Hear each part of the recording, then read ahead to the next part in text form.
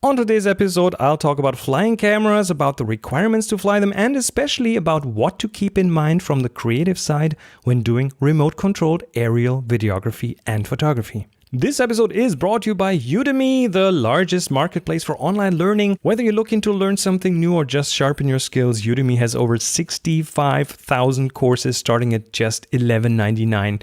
Students around the world choose Udemy to discover new passions, expand their skills, and even change careers. Visit ude.my/topfloor or download the Udemy app to learn anytime, anywhere. That's ude.my/topfloor. This is Tips from the Top Floor, episode 824 for Thursday, May the 24th, 2018. Tips from the top floor, tips from the top, all right, from the top floor. Hey, hello and welcome. This is Chris Marquardt. You're listening to Tips from the Top Floor, the longest running photography show on the planet. Today about drone photography. Yep, drone photography. Before that, I'm just in the middle of getting prepared for a castle workshop that we're going to do over the weekend here in northern Germany with a bunch of people, a whole bunch of people in an old castle. There are some models, there's lighting technique. We'll talk about how to work with people in front of the camera. And the last couple of times we did those, it's around the Happy Shooting workshop, the Happy Shooting podcast was just an amazing time. Great location. Yeah, it's an old castle. Old, as in old. And yeah, it's going to be an amazing weekend. But of course, before the weekend, I want to get this episode out to you.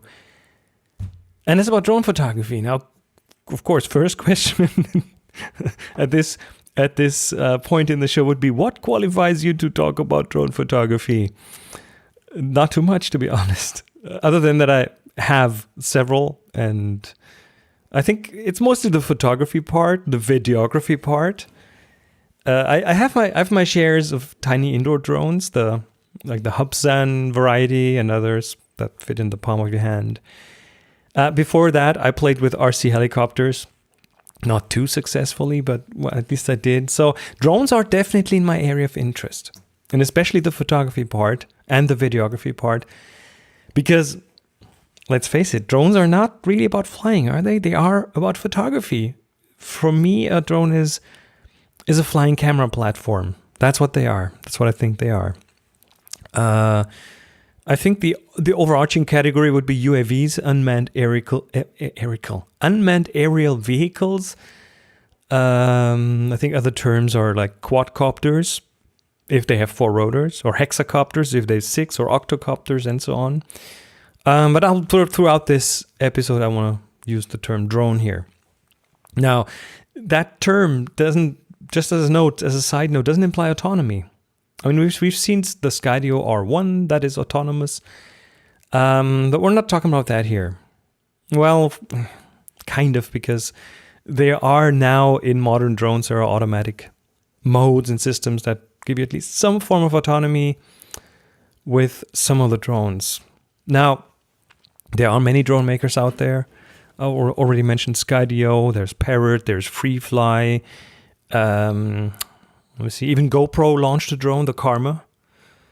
And but there's one clear market leader at this point, and that is DJI. I think we can't get around drones without talking about DJI.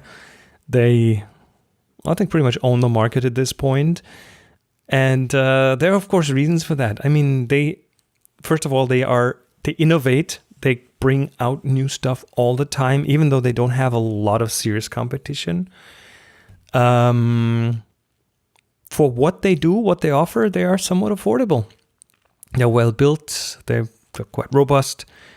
Some of their models are incredibly compact. And for that reason, I mean, I've resisted long enough, resisted really long time to get one of their drones. But a few weeks ago, I got the Mavic Air, which is a fun toy to play with. Now, this episode is not sponsored by DJI. DJI is not paying me to say this. I'm just using them as an example. First of all, because I have one, and second, because they are hard to ignore on the drone market. One thing I can say after having used this for a while now is that new drone pilots have it so easy. I just remember those little tiny indoor drones where you don't have stabilization. At least in most of them, you don't really have stabilization other than a gyro that helps it from flipping over or that keeps it from flipping over.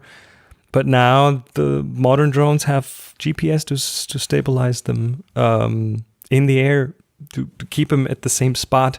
They have optical systems to keep them over the same spot on the ground and to help with takeoff and landing and even obstacle avoidance. Which means with these modern drones, you can now pretty much let go of the controls while the drone is doing something, and the drone will just stay where you put it until the battery runs out. It'll just hover at that spot, and that's incredibly helpful for new drone pilots. Also, I guess you probably won't really learn flying that well anymore because you don't have to. It's maybe, I don't know, maybe like driving a stick shift and then going to an automatic and you kind of forget how to run a stick shift. I don't know if that's a valid comparison. Let's see. Before we get into the cinematography and photography, let me just talk about a few other things that are necessary to get started. For example, requirements. At least here in Germany, I can only talk about what's required here in Germany, but I guess that at least some places on our planet have similar requirements, or you should find a place to look them up. Insurance. If you want to fly a drone here in Germany, and I think we're talking 250 grams and higher, which they all are, the ones that we're talking about here, you will have to have insurance. Yeah, some liability insurance in case that thing falls out of the sky and damages something, or if you fly into something because you're not careful enough. So you have to have insurance. I think it's possible that in some cases the homeowner's insurance might include that, but you have to ask. There are also drone-specific insurances. Another thing here in Germany is you have to have a fireproof license plate on it with your name and your address. It's the minimum requirement. So there's now there are businesses out there that sell you laser engraved aluminum stickers, pretty much, that you can put on your drone, and then you have the legal requirements covered. But of course, there are also other requirements. We'll go into those a bit later. Let's talk about cameras and sensors. At least the first like serious type of flying camera was by DJI. The DJI Phantom is, I think, one of the early ones that really managed to get into the mass market. And they used to have GoPro cameras. So GoPro and DJI were like in a partnership for quite a while. And yeah, the flying camera platform, that's the killer app of the drone. That's what drones are there for, to carry cameras. And DJI, again, used to be GoPro only. You could buy bundles where the DJI came with a GoPro and a gimbal, so the GoPro would be stabilized. But then at one point, DJI kind of began making their own cameras. And initially, I was quite surprised. But then, yeah, those cameras are actually quite good. So now when you buy a DJI drone, it comes with a DJI camera, which I believe helped them a few things. Well, first of all, of course, maximize their profits. Also lower weight, because they could make the cameras so it would be specifically made for the drone and didn't need the ruggedness and things that a GoPro has, by removing anything that's not necessary. Also means a better integration with the gimbal and the camera kind of combination there. They typically have small sensors, mostly for daylight. Now, there are, of course, bigger platforms by different manufacturers, also by DJI, that carry bigger cameras, that have like a gimbal that you can put an APS-C camera into, or a bigger DSLR even, especially in the professional field. There are cameras that carry really heavy cameras. But here, I kind of want to talk about hobby drones, even though for some, those drones are used in professional capacities and are a bit more than a hobby. The Mavic Air has a sensor of 2.3 of an inch, CMOS sensor, 12 megapixels. And that is plenty good for at least most of the daylight requirements. I'm not sure how they perform at night, but then it depends if you're allowed to fly at night anyway, depending on where you live. Image stabilization, another topic that's really interesting, because a drone moves, right? It tilts side by side and forwards and backwards and up and down, and it turns around its vertical axis. And I think initially most drones that had cameras used just digital stabilization, which is okay, but it's definitely not as good as using as keeping the camera level, which means the camera has to be in what's called a gimbal, which counters, which has motors and which counters the motion. And those have only become possible by miniaturization of the gyroscopes, which comes from the mobile phone industry. So pretty much the mobile phones are responsible for us having gimbals on these flying platforms. And the cameras used to hang under the drone. I think many drones still have that. DJI Phantom is a good example, like right in the middle under the drone. But that had a problem as a result, because with extreme movements, when the drone was catching heavy gusts of wind and was moving sideways or back and forward, or if you were flying really fast, or if you were flying backwards or very fast forwards, you could see propellers in the frame, or maybe the landing gear in the shot. And many of the smaller drones, like the DJI Mavic Air, have now switched to putting the camera at the front of the drone, which results in less artifacts. Or some have retractable landing gear, like an electromechanical way to flip up the landing gear. There's an important difference between gimbals, and it's mostly between the 2-axis and the 3-axis gimbals, where the 2-axis takes care of the tilt of the drone, like left and right and forward, backward. The 3-axis gimbal will also take care of the drone rotation. And you can get away for many cinematic shots, you can get away with the 2-axis gimbal, but the 3-axis is just more stable. So let's talk about cinematography and photography. You used to have to hire like a helicopter. Even an RC helicopter with a camera, that was the way to get aerial footage of something, and it was really only possible for people with deep pockets to do that. It was expensive to do that. And so it would be movie productions, these kind of things that would use these ways of acquiring aerial footage. And the same way that the digital photography has, especially the DSLRs, have come down in price and have enabled everyone pretty much to use professional grade equipment that was previously only for the professionals with deep pockets. That same thing has happened in drone photography or in drone videography, because now you have the drone that can take that over, and for with a DJI Spark, maybe for about $500, you can get really good looking aerial shots. And everyone pretty much can do that now.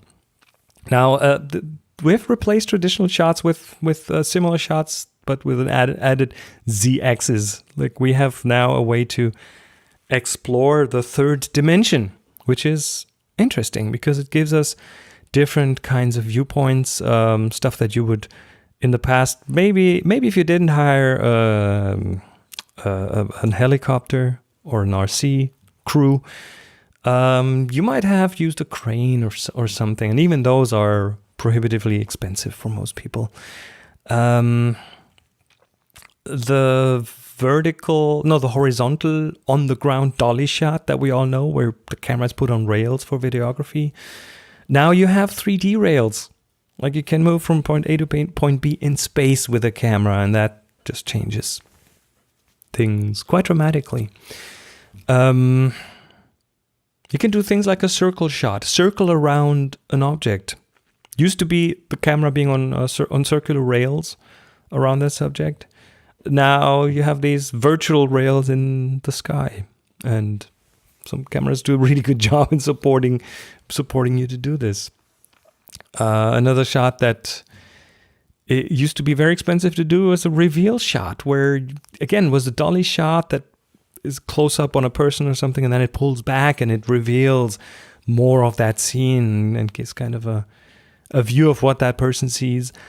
Yeah, many drones can do this now very easily. In general, you can have a stable type of motion along a track in space.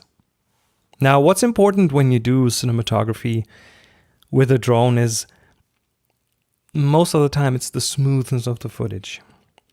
I've seen a lot of new drone pilots just put their first Hello World example on the air somewhere on YouTube.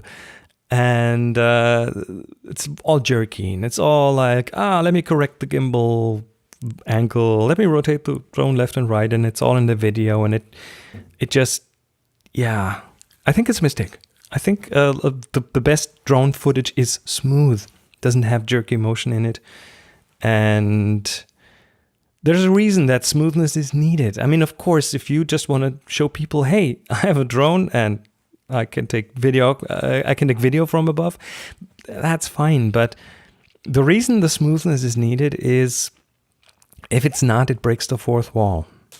The fourth wall being that virtual concept of you looking at something and that whatever is in that space doesn't notice you or doesn't acknowledge you. And 1 minute you love that image with the flowing motion, and then you're jerked out of that by the jerky motion, and you instantly get aware of the fact that someone must have bumped the control sticks and there's a drone involved, which you kind of forget if you don't really, if you're not pointed towards it. Kind of kills the mood. So what I found myself when editing drone footage, and I've just uploaded a video that I'm going to link to in the show notes. What I found myself is being very, very selective about which of the shots I use and how I use them and how I add them to each other. And it's always the choice is always those parts of a shot. I mean, there will be jerkiness in the video that you record, but then don't use it. That's what I'm trying to say. And I opted for not using that to kind of take that whole drone aspect into the background. I'm not there to show off my drone. I'm there to do beautiful videography. That's at least my approach to things. Now, what's counter to that is that a drone might be hard to steer to get that smooth motion, especially if you want to do kind of special shots. Like, let's look at that circular shot of the drone circling around while pointing at something with the camera. That requires several motions in one. You have sideways motion and you have rotation, and you're trying to keep that gimbal pointed at the subject. And in traditional production, that would have taken at least two people, like one pilot and one camera/gimbal operator, maybe even a third person, maybe a spotter, who's someone who's not looking at the screen but watching the drone by looking at it, to let you know if you're about to fly into something sideways. Now, if you look at what DJI has done, they and others are getting better and better at making this easy for everyone. And that democratizes videography because they have automatic modes built in. And those are kind of semi-autonomous. They are like, they're starting to blur the line to an autonomous drone there. They have like, what they call helix shot and a reveal shot and a dolly shot and some pre-programmed motion in there. And with the circular shot, I mean, it's now so easy. You point at something on the screen, you draw a box around it. Let's say you want to keep a person in the frame, you draw a box around them on your screen. By the way, the screen in case of the Mavic Air is your smartphone, and it comes with a remote control, but you slide your smartphone in there and then run their software. But yeah, you get to to choose that person on the screen and then tell the software if you want a counterclockwise or a clockwise motion and press go. And the camera starts recording and circles around that object that you selected and films it. And it's a fairly smooth motion if the wind is not too high. Of course, you still got to watch if the drone is flying into something, but now you don't have to watch for that framing of the shot because the system is taking care of that. So also with some directions, like the Mavic has distance sensors into 3 directions, which means forward, backward, and downward. It has like little cameras that keep an eye on things and help you avoid running into obstacles. There's none on the side, so for a sideways motion, you're still in charge of making sure nothing happens, or you're generally in charge, of course. But yeah, it's an interesting thing to do cinematography with these. It's also a new way, and it's an unusual way. At least it feels like it's a bit unusual not having that camera in my hand, but flying it with the help of a remote control. Now, that was cinematography. What a word. Cinematography. Let's talk about photography, still photography for a minute, because the camera, I mean, it does have auto exposure. It also has manual exposure. I think the camera is a fixed aperture, but you get to choose the ISO and the shutter speed. And there are, like, of course, regular photo modes in there. There's an HDR mode in there, which will do HDR computation for you. So you let it hover at a point and it takes several shots and then does the whole HDR processing for you. You can also tell it to keep those original shots so you can do your own HDR. Shoots RAW, which means you get unprocessed photography out of the drone. Can shoot series of photos. Can do bracketing if you want to do stuff with that. You can do interval exposures, and it even includes a panorama mode where the drone will shoot like 3 shots, I think, side by side, or vertical or horizontal, and then stitch them for you. So it's really interesting the kind of things you can do with these things right now. Video shoots up to 4K at 30 frames per second. I think 2.7K up to 60 frames per second. And it has a relatively high video bitrate of up to 100 megabits per second, which is, I believe, the highest in a drone so far. And that helps to keep some of the detail crisp, the fine detail, because that was an issue with lower bit rates where the compression, I think it's H.264 compression, was crunching some of the detail, and the 100 megabit seems to do a good job, at least from what I can tell, seems to do a pretty good job. Means a bit of a larger micro SD card in there, but they're not expensive anymore, so I don't think that really hurts. Now, before you get to fly a drone, there's of course some of the pesky stuff like regulations that you have to know about, and I won't go over regulations everywhere on the planet because I can't. I don't know the regulations everywhere. But first of all, of course, why do we need regulations? Because some seem kind of draconian, and I'm sure some are. But I kind of understand why they need to be there. And when I had that drone, my first impulse was to go out and shoot right away. But there were a few hoops to jump through. And yeah, why regulations? Well, a collision with an airplane could, worst case, kill hundreds of people. And in best case, it could cause just little damage to that airplane. But hey, if that's an Airbus, I don't think your insurance would pay that bill. So it's really, it's not without danger to fly one of these things. Or I don't know, if you run your drone into the blades of a wind turbine. Hey, I've seen that on YouTube. People do stupid things. Or let's say you're flying a 1-pound drone and that falls out of the sky. It could cause damage to things, to cars and buildings, or worst case, kill someone. That is not unheard of. So the regulations are often there for a good reason. And of course, let's not forget privacy. One fear that I've often heard about is the drone will look into my bedroom. But with today's sensors and quality, I think you'll notice if a drone is hovering outside your sleeping room. So these things are not silent. Drones are noticeable. But still, I mean, there is a concern by people. And by the way, drones do fall out of the sky. Those 4 propellers are needed, and most drones will fall to the ground if one of those motors fails. Or you might catch a propeller in a tree, or the propeller might have some damage and disassemble itself in the air. Or well, they rotate pretty fast, so there's quite some force at play. Or there might be an electrical failure. Maybe your last crash introduced a short circuit in a cable, or a cold solder joint, or stuff like that. So it's definitely a possibility. And there's plenty of reasons why a drone might crash, and that's why I'm not really against regulation. I might not be too happy about some of it. Let me just briefly go over the German regulations, because I think, at least from looking around, they're at least similar to some of the other countries that have official regulation. There are weight classes here. There's the under 250 grams class, which I think you can fly anywhere, unless they have a camera, unless they transmit the camera signal via radio. Then in Germany, they fall under a different category.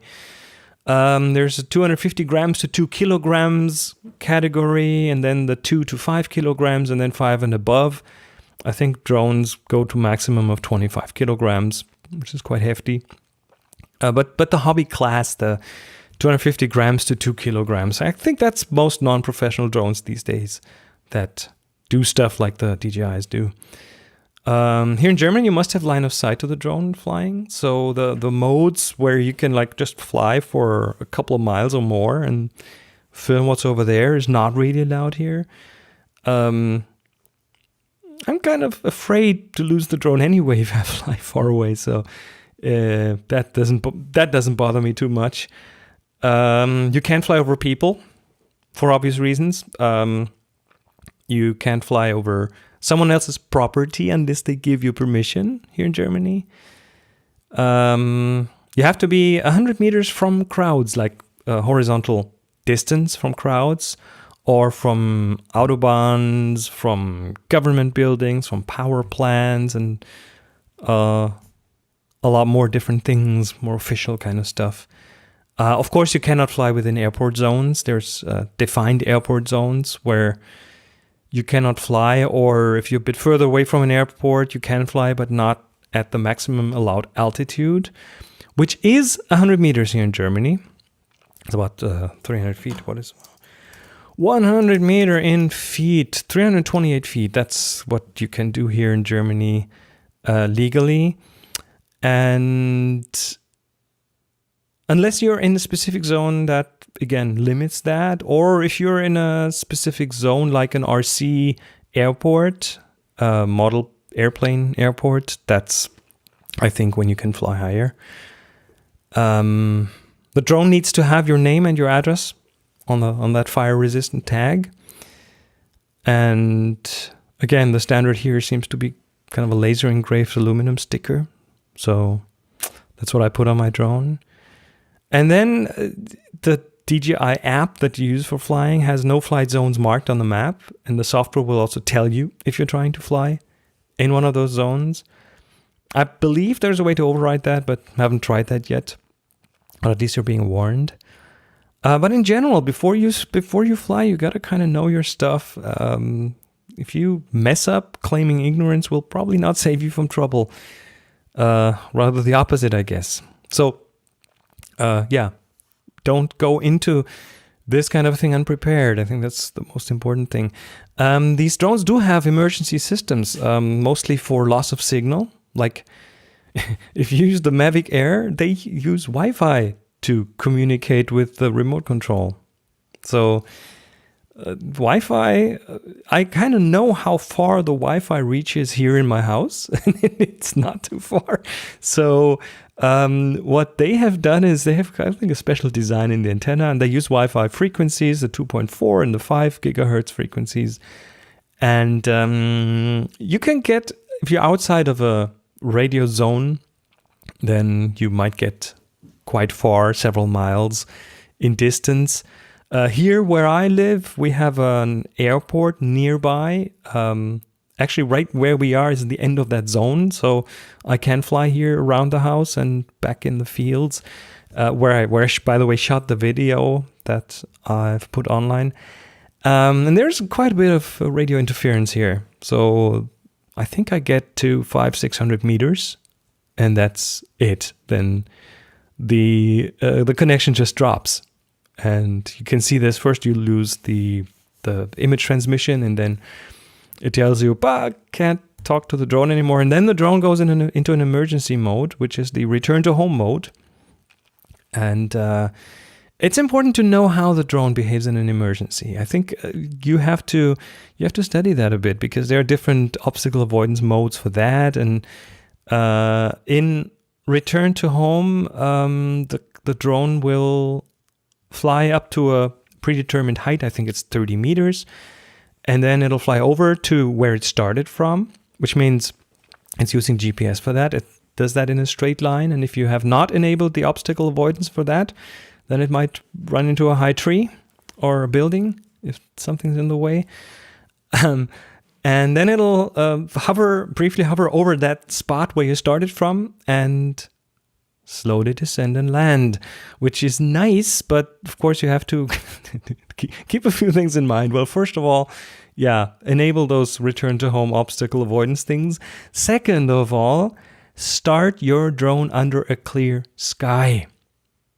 Don't start from, let's say, an overhang or under a tree, because then the return to home will fly up and over that tree and then down into the tree. Also, before you start, make sure the drone has saved the home position, which is where it started from. So just a few things. They are quite automated, but you should know this kind of stuff. And I don't know, the Mavic Air, I'm not sure that it does anything but that home position. I believe that like if you want to start a drone from a ship and land it again on that ship, I think you should have a drone that allows a follow the remote mode, so it follows you instead of trying to fly home where the ship was 10 minutes ago and then land in the water. So I'm not sure if the Mavic Air has that kind of a mode. I don't think it does. But I'm not planning to shoot from ships. Travel with a drone. Another interesting one. The Mavic Air is tiny. It has a start weight of under 500 grams, under a pound. And that's including the battery. And it has a folding design, so it's a pretty compact drone to carry around. You can toss it in a backpack. The control itself is quite compact. You can tuck away those sticks, so it's easy to slide into pockets. And those were some of the reasons for me to go for that. It uses your smartphone as a display and as a controller. You can use it without the remote control, just through the Wi-Fi of your smartphone, but then you don't have the distance doesn't fly as high. I think it doesn't fly as far because the Wi-Fi antenna on your smartphone is probably not as strong as the Wi-Fi antenna that they use in the controller. For travel, of course, again, be aware of the different regulations in different countries. They can greatly vary. And again, ignorance will not save you from prosecution. Forbidden zones are usually there for a reason. I use a couple of apps to help me to fly, and that's DroneMate is one that has the regulation of different countries in it, so you can see if you're allowed to fly drones and how the current regulation is. This is not guaranteed information, though. When I looked up the German information, it was not complete, so I had to add a comment to fill in some information there. So I wouldn't completely rely on that. I'd probably go online, try to find the website of the according regulation authority and read what they have to say. Another one that I like is called UAV Forecast. And that's an app. I don't know if it's on Android. I use it here on the iPhone, which is kind of gives you the conditions for where you want to fly, like weather, the temperature, the wind strength and direction, visibility, how many GPS satellites you can expect, that kind of stuff. So the subscription is fairly steep, I think, but they have a free mode that gives you like a 24-hour forecast, which is plenty good for me. So I've recently started using that, and it seems to do a good job. Now, last but not least, let's talk about accessories. Just a few, just 3 different things pretty much. First of all, one thing that I think is essential is filters. Now, the cameras that come on these little drones usually have a fixed aperture. And the one thing that you want to control is the shutter speed. There's a good reason to control the shutter speed, and that is, from a videography point of view, you want the proper amount of motion blur in there. If it's too short, let's say you're shooting at 30 frames a second, but each frame is only exposed for 1/1000th of a second because it's really bright in the sunlight, then that will look stuttery. It won't feel right. And in order to get the right motion blur, you got to have the right, what's called the shutter angle. This is pretty much the shutter speed of your camera. Now, with a fixed aperture camera, you can lower the ISO as much as you want, but it will still go to shorter shutter speeds in brighter light. And pretty much the only way to get those shutter speeds down to achieve the right amount of motion blur is by using an ND filter. So those are being sold on the market. They usually come in packs of 3, an ND4, an ND8, an ND16, which will allow you to drop the shutter speed to something lower. Sometimes they come in combination with a polarizer. So you have an ND4 with a polarizer all in one package, and an ND8 and an ND16. And that's what I got, and it works quite well. So it's definitely a thing to look into. There are different manufacturers. I went for the cheaper option by a company called Neewer, Neewer. I think a pack of 6, 4 NDs and 4 ND polarizer combinations was maybe $25. They come in more expensive, but I found the quality to be decent, at least decent enough for what I need them for. Of course, other accessories, well, batteries. More is better if you want to fly. Simple as that. I do consider my drone more of a hobby, so I do not really have a business case for it, other than I want one. So I don't worry too much about flight duration. I'm not turning into a daily vlogger now because I have a drone. But I have 2 batteries, and each keeps the drone in the air for 15 to 18 minutes. So 30 minutes of flying has so far been just great for this little fix of drone footage in between. There's other stuff. There's tablet holders, for example, like in order to attach something else than your smartphone to that remote control, you might have a little tablet or something that gives you a bigger screen to work with.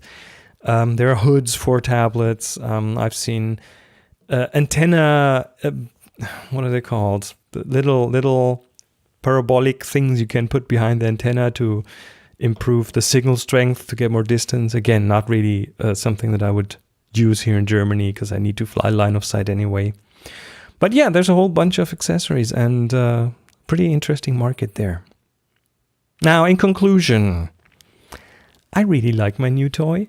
I think it's a fun thing to play with. Again, I do not have a business case for it. I just wanted one and wanted one for the longest time, and now with a Mavic Air, the right feature set came around the corner. I'm amazed as how good the footage out of such a tiny camera can be. It is really a fun thing, and it looks really good, especially at 4K. The resolution is amazing, and if you see it in stabilized with the gimbal is a must if you want to use the video in any serious fashion. I like how tiny and foldable those current drones are, and talking about the Mavic Pro and the Mavic Air. That stuff is great to always have with you in your backpack, just in case you get to a place where you might acquire some aerial footage. Of course, always in your backpack. Your camera should also be always in your backpack. So you now have like 2 cameras in your backpack. But also, and I think that's really important, don't underestimate the responsibility that you have when flying one of these. If it falls out of the sky for whatever reason, it can cause some serious damage to property or to people. It's also initially was a bit intimidating to fly something that's gonna worth almost $1,000 and try to not step on any toes. And last but not least, there's one factor that I underestimated a bit. Where do I fly the drone? Typically somewhere out in nature. And I can fly it here over the house, but I can't even fly it over other people's houses without getting out of line with the law here in Germany. So I have to kind of go out to nature. Now, what is my relationship to nature? With all the hiking in Himalayan locations and stuff, that's all very special to me. And nature is definitely more on the sacred side for me. And drones can disturb, they can be annoying, especially if someone else is flying them. If you're not flying them yourself and someone else. I know people who get really annoyed by them, and especially if they are on the smaller side that have like a more high-pitched sound that reminds you more of like a swarm of angry wasps. As an example, many ships in the Arctic are part of an organization that forbids flying drones because of a very serious reason. They might change the behavior of the Arctic animals, of the Arctic wildlife. Imagine flying near a polar bear. Like, you can't really go close to a polar bear because, hey, it might kill you, but you could fly your drone over a polar bear and you might end up making it run away. And animals up there live on a very tight energy budget. It's cold. They have to survive. So making a polar bear run away might make it expend valuable energy that it later won't have to hunt and then to survive. So these things are not as far-fetched as they might sound, and I really recommend taking those considerations into account when deciding where and when to fly. Now, by choosing the right place and time, you might be able to get around all that, but just keep in mind that that might be a factor for you that has the potential of taking away some of the fun when flying a drone.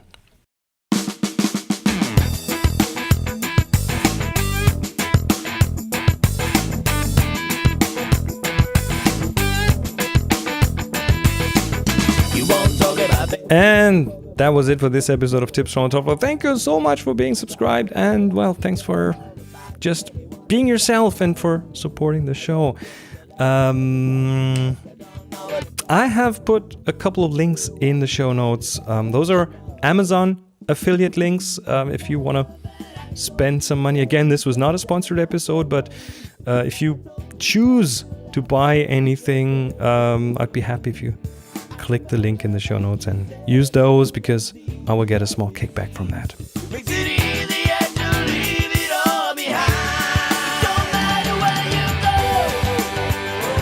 Also, don't forget to send in your voicemails. Another Q&A episode coming up very soon.